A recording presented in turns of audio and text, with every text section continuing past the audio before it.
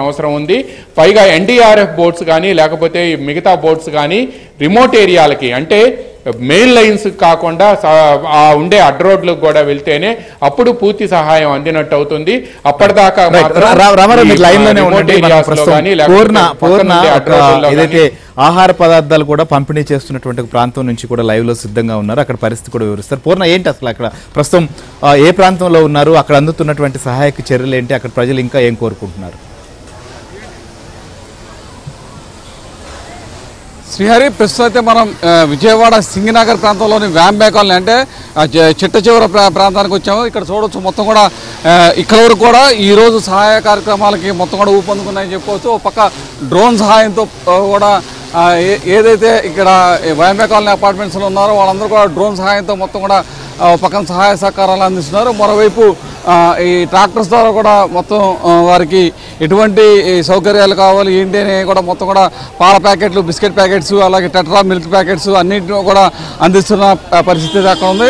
ఈ అన్నింటినీ కూడా ప్రజాప్రతినిధులు సైతం దగ్గరుండి మొత్తం కూడా పర్యవేక్షిస్తున్నారు. ఇదే అంశానికి సంబంధించి మనతో మాట్లాడడానికి ముమ్మిడివరం ఎమ్మెల్యే చౌదరి గారు మనతో ఉన్నారు.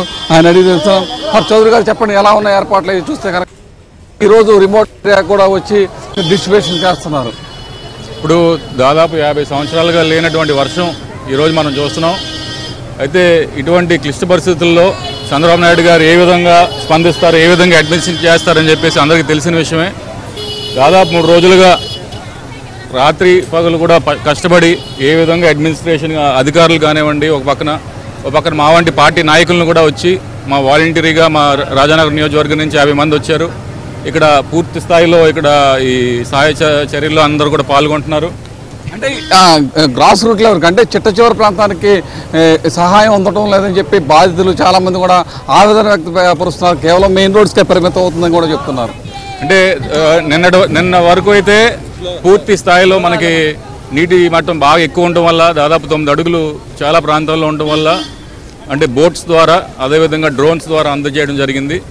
ఈరోజు కొంచెం తెరిపించింది కాబట్టి ట్రాక్టర్లు కానివ్వండి, అదేవిధంగా డ్రోన్స్ కూడా కొంచెం అందని ప్రదేశాలు ఇంకా డ్రోన్స్ వాడుతున్నారు. కానీ ట్రాక్టర్లు బాగా దాదాపు 300 ట్రాక్టర్లు ఈవేళ ఈ సహాయ చర్యలో ఇప్పుడు పాల్గొంటున్నారు. కాబట్టి ఈవేళ వరకు చాలామంది సాటిస్ఫాక్షన్ అయితే కనబరుస్తారని చెప్పేసి ఆశిస్తున్నామండి. సార్, మీరు పరిస్థితి ఉంది ఎక్కడ కూడా నిన్న వరకు అయితే ఎక్కడ కూడా ఇచ్చిన దాఖలాలు కనపడలేదు. మరి ఇదే ఏరియాకి నిన్న రావడం జరిగింది. నిన్న సాయంకాలం 4 గంటలకి సుమారుగా 3 అడుగుల నీరు ఈ రోజుకి తగ్గింది కాబట్టి కొంత ఫ్రీ అయింది తప్ప చివరి ఏరియాలన్నీ నిన్న హెలికాప్టర్స్, డ్రోన్స్తో చాలా మటుకి ఒక 80% వరకు సర్వ్ చేయగలిగారు. ఈ రోజైతే మరి సుమారు 250-300 ట్రాక్టర్స్, అదేవిధంగా 250 వాటర్ ట్యాంకర్స్, పెద్ద ఎత్తున లారీలతో మిల్క్ కానీ బిస్కెట్స్ కానీ అన్నీ కూడా రిమోట్ ఏరియా వరకు కూడా ప్రతి స్థానిక ఉన్న శాసనసభ్యులు కానీ, వార్డు కౌన్సిలర్స్ కానీ, మరి ప్రజాప్రతినిధులు కానీ, అధికారులు కానీ అందరూ కూడా మరి పెద్ద ఎత్తున ప్రతి రిమోట్ ఏరియాకు కూడా వెళ్ళి ఈరోజు ఇవ్వడం జరుగుతుంది. ఎందుకంటే ఈరోజు 2 అడుగుల వాటర్ ఉండటం వల్ల సక్రమంగా అంతా జరుగుతుంది. నిన్నటికైతే సుమారు 4-5 అడుగులు వాటర్ ఉండటం వల్ల మరి రిమోట్ ఏరియాలో ఓన్లీ డ్రోన్స్ ద్వారా మరి హెలికాప్టర్ ద్వారా సర్వీస్ చేయడం జరిగింది. ఏదేమైనా పెద్ద విపత్తు కాబట్టి ఎప్పుడూ రానటువంటి గత 50 సంవత్సరాల్లో లేనటువంటి పెద్ద ఎత్తున వర్షపాతం నమోదు సడన్గా ఎక్కువ వర్షం పడటం వల్ల ఏదైతే వాంబే కాలనీ కానీ 61, 62 వార్డ్స్ కానీ ఈ ఏరియాలో బాగా థిక్ పాపులేషన్ ఎక్కువ ఉన్నారు. సుమారు 50,000 మంది ప్రజలు ఉన్నారు. కాబట్టి ప్రధానంగా చూస్తే కూడా ఇక్కడ నుంచి వెళ్ళిపోయే వారి సంఖ్య కూడా ఎక్కువగా ఉంది. ఎందుకంటే కొంచెం వాటర్ లెవెల్స్ తగ్గుతున్నాయి, కొంత ట్రాన్స్పోర్ట్ ఫెసిలిటీ ఏర్పడుతుందో కొంతమంది ఇక్కడ నుంచి కూడా వెళ్ళిపోతున్నారు. ఇక్కడ మేము ఉండలేము అని నిన్న అయితే అడిగా దగ్గరలో ఉన్న చుట్టాల ఇంటికి కొంతమంది వెళ్తున్నారు. కొంతమంది అయితే రిహాబిలిటేషన్ సెంటర్స్ పెట్టారు.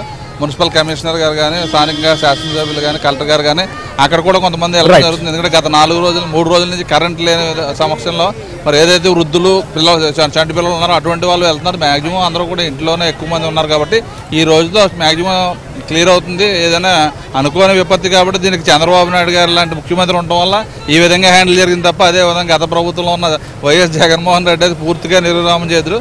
ఈరోజు ఎక్కడ ఫుడ్ అనేది షార్టేజ్ లేకుండా వేలాది లారీల మీద లక్షలాది మందికి ఫుడ్ ఇస్తాం జరుగుతుంది. మరి లారీలు మిల్క్ ఇచ్చారు. అన్ని రకాలుగా మేము కూడా ఈరోజు 60-61 వార్డులు 2 కూడా సప్లై చేయడం జరుగుతుంది. ఇది పరిస్థితి. ఏదైతే మొత్తానికి ఈ రిమోట్ ఏరియా కూడా ఈ రోజు మొత్తం కూడా సహాయ సహకారాలు ముమ్మరంగా సాగుతున్నాయని చెప్పుకోవచ్చు. ఎందుకంటే ఇప్పుడు మనం ప్రస్తుతానికైతే ఉన్నదే వ్యాంబే కాలనీ. వ్యాంబే కాలనీ అంటే అజిత్ సంఘ్ నగర్లోని చివరి ప్రాంతం. ఈ చివరి ప్రాంతానికి కూడా ఈ రోజు మొత్తం కూడా ఈ ట్రాక్టర్స్ కావచ్చు, డ్రోన్స్ కావచ్చు, అన్నిటి ద్వారా మిల్క్ ప్యాకెట్స్ కావచ్చు, బిస్కెట్ ప్యాకెట్స్ అన్నింటినీ కూడా ఈ ప్రజాప్రతినిధులు అంటే వివిధ జిల్లాలో ఉన్న ప్రజాప్రతినిధులు మొత్తాన్ని ఇక్కడికి డెప్యూట్ చేసి వాళ్ళందరితో సహాయ సహకారాలు అందిస్తున్న పరిస్థితి ఇక్కడైతే నెలకొంది. అయితే ఈ రోజు మాత్రం కొంత మేర మెరుగుపడిందనే చెప్పుకోవచ్చు.